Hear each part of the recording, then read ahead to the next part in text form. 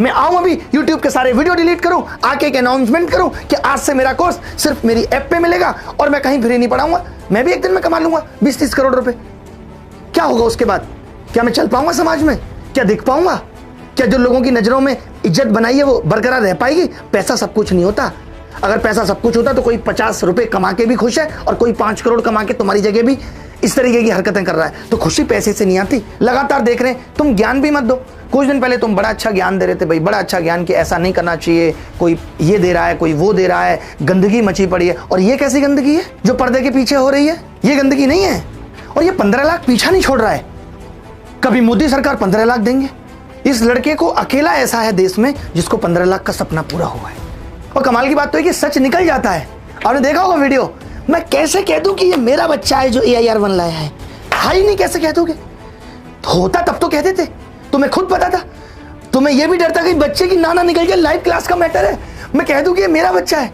तुमने सीधे पकड़ लिया। मैं कैसे कह दूं कि ये मेरा बच्चा है? बच्चा बोला हाँ मत कहना, मैं सिर्फ यहाँ खड़े होने के पैसे ले रहा हूं, बाकी नहीं। कमाल की चीजें चल रही हैं। और पता है दुख किसके लिए लगता है? दिल्ली में बैठा बच्चा तो तुम्हारा भी बाप है, उसको सब पता है कौन अच्छा है कौन बुरा है, कौन क्या कर रहा है। लेकिन जो बच्चा गांव में बैठा है वो इन सब चीजों से इंस्पायर होता है। उसको लगता है यार रैंक 1 आएगी, सर के पास ऐसे खड़े होंगे। और पता चल रहा है कि वो उसके साथ भी ये सब चीजें हो रही हैं। अब उसको बाद में चलता है कितनी ठेस पहुंचती है। और पता है मैं ये बात बहुत पहले से जानता हूं कि लोग घटिया आदमी थे, लेकिन मुझे लगा बीच में लोग ठीक हो गए होंगे। अब तो जमाना इतना बदल गया, ऑफलाइन से ऑनलाइन आ गई। लेकिन लोग ठीक हुए केवल पर्दे के सामने, कैमरे के सामने, कैमरे के पीछे नहीं।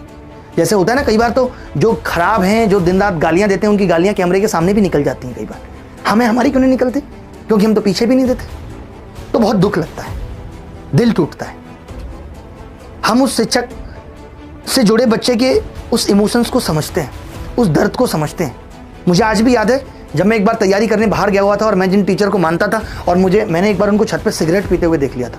मुझे कई दिनों तक नींद नहीं आई थी, बहुत खराब सा लगा था यार सर सिगरेट पीते। बच्चा बहुत प्रेम करता है शिक्षक को, और आपको सबको, हम सबको ही बच्चों ने बहुत प्रेम दिया है। क्या लेकर आए थे हम दिल्ली? कुछ भी नहीं।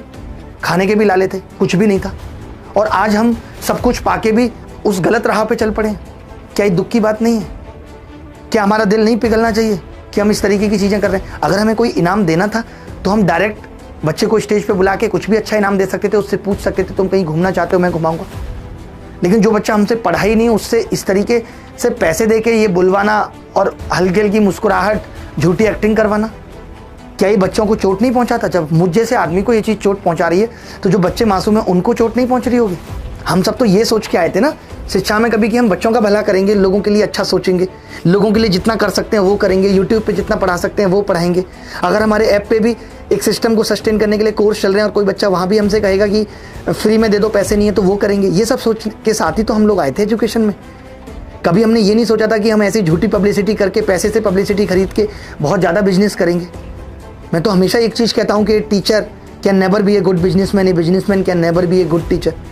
इतने सारे बच्चे तो हमारे सेलेक्ट होते ही हैं। अब हमने भी इंटरव्यू किया, 8 रैंक, पिछली बार जो बच्चे का इंटरव्यू किया 9 रैंक लाया, तो बच्चे तो आते ही हैं। आप बच्चों को प्यार करो, बच्चों की मदद करो, जब उनकी रैंक आती है वो खुद से कनेक्ट करते हैं। लेकिन ये कौन सा तरीका है? तो बहुत दुख लगा है और इस चीज़ पे क्लैरिफिकेशन आना चाहिए। नहीं तो आज से कंट्रोवर्सी दी एंड हो जानी चाहिए, कोई किसी के बारे में बोलेगा नहीं कुछ। क्योंकि अब अगर किसी ने कुछ भी किसी के बारे में बोला तो ज्वालामुखी फटेगा, इतना समझ लेना। कैमरे के पीछे की बातें भी देखी हमने, तो कैमरे के पीछे भी टॉपर बैठा हुआ है, उससे बातें हो रही हैं। यार इन लोगों को ऑस्कर अवार्ड के लिए नॉमिनेशन मिलना चाहिए। बताइए, सेंसर बोर्ड को मैं बात कर लेता हूँ, नसरुद्दीन शाह को बात कर लेता हूँ। मैं एक्टिंग में नसरुद्दीन शाह को बड़ा मानता हूँ, लेकिन आज वो नंबर 2 पे आ गए। अब लोग ये कह देंगे अरे भैया मैडम का तो ऐसा ही है, वो ऐसे ही बोलती रहती है। मैं सारी बातें मान रहा हूँ कि वो ऐसे ही बोलती रहती है, उनको मजा आता है सब बोलने में। लेकिन आप सच्चाई को कहाँ खा जाओगे? जहाँ रैंक 1 सामने से अपने आगे कुछ बोल नहीं पा रहा है, कैमरे के सामने बैठ के उसका दोस्त सारी बातें बयां कर रहा है, और फिर भी मुझे लग रहा है दोबारा में भी वो यही कोशिश कर रहा है कि चलो हम आपका भी नाम ले देते हैं, अब जो बचे हुए 10 लाख हैं उसको आप फिल कर लो। बेटा आपको भी टॉपर जो है ना, मैं उसको भी कहूँगा, क्या नाम है उसका, ऋषभ, तुम्हें भी शर्म आनी चाहिए थी ये चीज़ें। 15 लाख तुम नहीं कमा लेते इतने सारे सही रास्ते से पैसे कमाने के? हमने भी इतना बुरा बुरा वक्त जीवन में देखा। क्या हम गलत काम शुरू कर देते? और गलत काम से अर्जित किया हुआ पैसा कब तक चलेगा?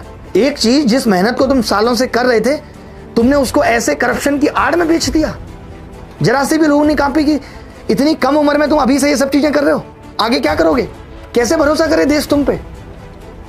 और कितना बड़ा नुकसान हुआ है तुम्हारा। दुख होगा शायद उनको भी इस बात का कि उनको ये टॉपर दिखाना पड़ा, लेकिन अगर वो नहीं दिखाती तो लोग मानते ही नहीं। लोग कहते कुछ भी, लोग तो कहेंगे, कोई कुछ भी ऐसे नहीं कहता, कहीं ना कहीं हम गलत होते हैं तभी लोग ऐसे कहते हैं। कुछ तो लोग कहेंगे, कोई ऐसे नहीं कहता भाई, आप गलती करते हो तो लोग कहते हैं। तो बहुत दुखी है आज मन इन सब बातों से। जितने भी बच्चे हैं वो इन सब चीज़ों से अलग हट जाओ भाई। ये आज ऐसे चला है, अभी कोई नया ड्रामा आ जाएगा। मतलब मैं तो खुद ये सोच रहा हूँ कि ये एसएससी छोड़ के कोई और कैटेगरी में पढ़ाना शुरू कर देता हूँ।